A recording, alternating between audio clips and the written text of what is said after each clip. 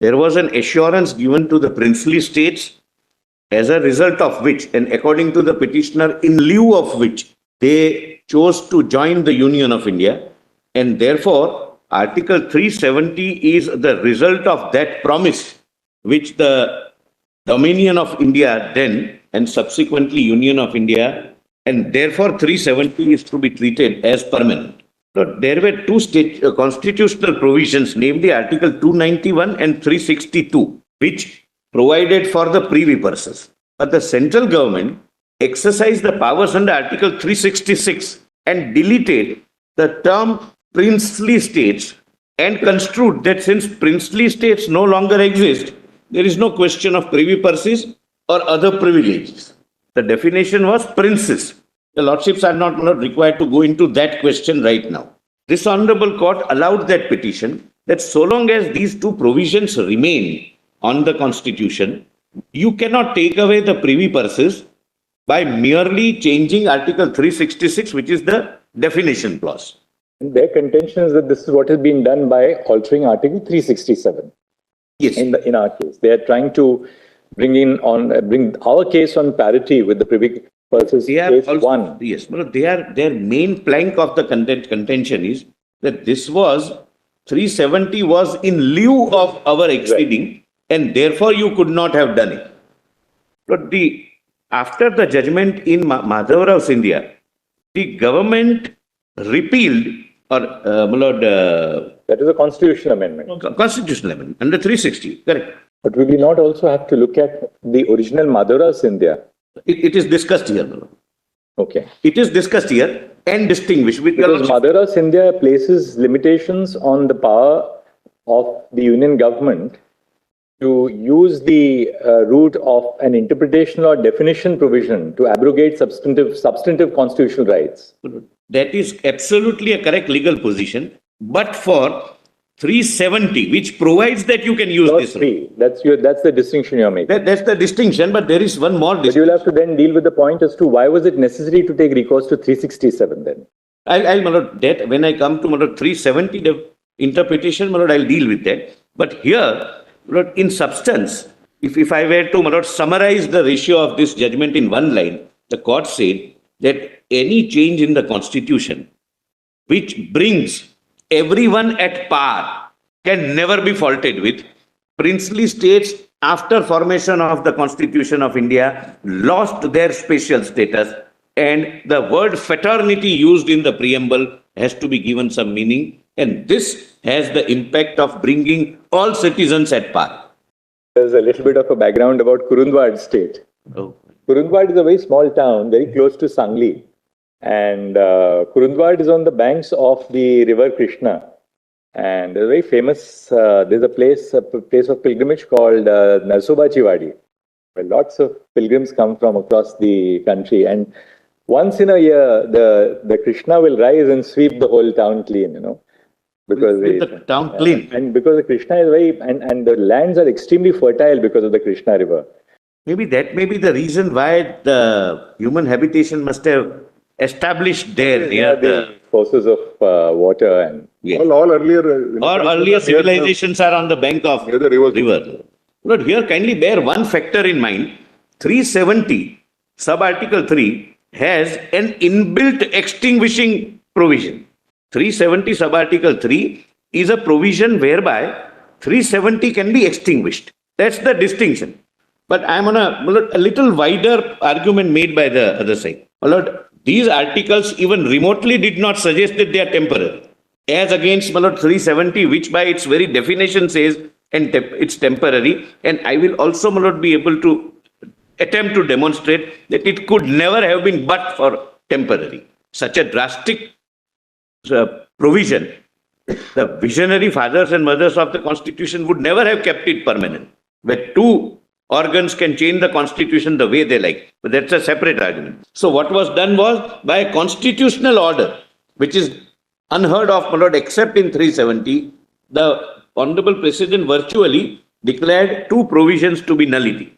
In the merger or the other agreements, that the President of India will recognize the ruler or something because of inheritance and otherwise. That was there. Yeah, but 366. There was some stipulation because those, the rule of primary nature and other things were all recognized in that. That's how. But yes, but every ruler was You are apart nodding from. the head because you argued that. This guaranteed them not only privy purses, some privileges. Correct. All states were divided into gun salute states. Somewhere 21 gun salute, somewhere the smallest was one gun salute. They did refer to presidential orders in that merger agreements also. No. At that time, there won't be any president as such. No, my lord, there was none. No, because at the time when the agreements were signed, there won't be a. Thereafter, the constitution was made and the honorable president was elected. Now, merger agreements were signed by Dominion of India or subsequently Government of India by the Secretary, Minister of State, Ministry of State. The agreement and covenants have no existence at all. Everything gets subsumed in the constitution itself. In fact, that is the proclamation which Karan Singh issued after the adoption of the Indian Constitution, that thereafter the entire relationship will be governed by the Indian Constitution. Yes. And all previous covenants, agreements will cease to have any application. They are, my lord, therefore, I said, my lord, it gets subsumed. And now the final document is the Constitution of India, which we have given to ourselves. No. My lord, even removal of some provision according to this judgment can further the constitutional objective and can be in furtherance of the basic structure of the Constitution. Fraternity, equality is a basic structure of the Constitution. It's a part of brotherhood, it's a part of equality, part of fraternity. And if any provision which keeps out of the total composition of our Constitution as an appendage, as a transitory provision, to be removed at an appropriate stage, if it is removed, it furthers the basic structure and it enhances the equality and fraternity, which is the bedrock of the Constitution. So, my lord, in this view, my lord, in my respectful submission, may not be necessary to read Madhavrao Scindia judgment. If your lordship would wish me, my lord, I can assist your lordship with that. But we will, my lord, ultimately read the same paragraphs based upon which, my lord, it is distinguished. That when you are doing something, earlier, my lord, it was done by a presidential order in Madhavrao. One definition was deleted, which the president did never possess. Even today, it doesn't possess. But only in one provision, that is 370, where you can amend any part of the Constitution. So, explanation 367 mechanism is used. So, this is the drastic nature of this provision.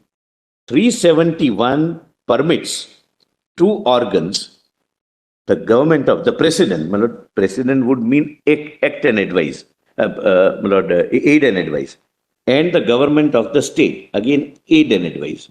My lord, please, my lord, appreciate this. Two individuals, technically, the prime minister and the chief minister of the state, whoever he is, can make any change, can make any alteration, can choose not to apply any provision, and like 35A, can create a constitutional provision only applicable to Jammu and Kashmir.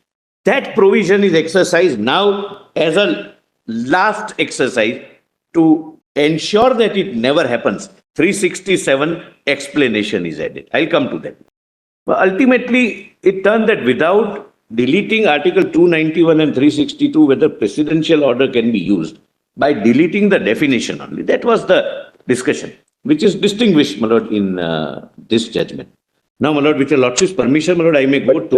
Mr. Solicitor, can the abrogation stand independent of the modification which is made to Article 367 here? Lord, that is my submission. Lord, even in absence of the proviso, Lord, explanation, the last explanation, what it does, it merely substitutes the term Constituent Assembly with legislative assembly. Lord, my submission is going to be that when the Constituent Assembly is dissolved without any recommendation, that part of the requirement goes, because proviso becoming otiose cannot result into the main provision becoming inoperative. Then the president was left to his own choice. And 367 mechanism is of a, my lord, in Damnu, your lordships have seen. My lord, so far as 370 What is... was done in Madura was that a presidential order was issued, because if you see the provisions of Article 366, Yes. 22, as it stood prior to the amendment by the 26th Amendment. If you have this red book, it may not be in that. You will have to get it in the red book at page 372. Now, what happened there was, initially after the proposed amendment didn't pass muster in the Rajya Sabha, a presidential order is issued, purportedly under clause 22. And the object was, now we are de-recognizing you. If you are being de-recognized, you lose the benefit of your privy purse in Article 291. That Presumed to be the consequence of de-recognition. Right. So this was done in exercise of the power which was conferred under clause 22 as it then stood prior to the 26th Amendment. Our court said, look, by recourse to a presidential order, you cannot override a substantive provision of the Constitution, namely Article 291 and Article 362. That was Madhura's India. Correct. Then came the constitutional amendment, which was upheld against the challenge on the ground of the basic structure violation. Argument in this case is that what you have done essentially here is worse, because there was a presidential order in exercise of a provision in Article 366, which gave the president the power to recognize or de-recognize a ruler. Here what is being done is that 367 itself is sought to be amended in exercise of the, during the, we've seen Operating the 370. To amend 370. Which has been done consistently and affirmed by your lordships.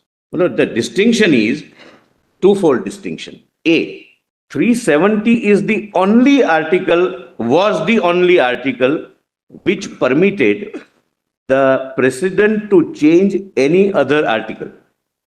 So 367, your lordships have shown, I have shown the chart, that 367 mechanism was used in past. That has been the convention. So the only thing which happened, my lord, on 5th and 6th of August was that using the mechanism of 367, the Constituent Assembly was changed. It is not worst. There, my lord, there is a... The 367 mechanism which was used earlier to, for instance, substitute, the Sadar Riyasat, etc., that was with the concurrence of the Assembly. No, only once. That was 370 subarticle 3. This, my lord, use of 367 is, kindly, my lord, see the distinction. What was done with the concurrence was under 370 subarticle 3. Constituent Assembly was there in 1952. It recommended and a change was made. This time, it is under 371D.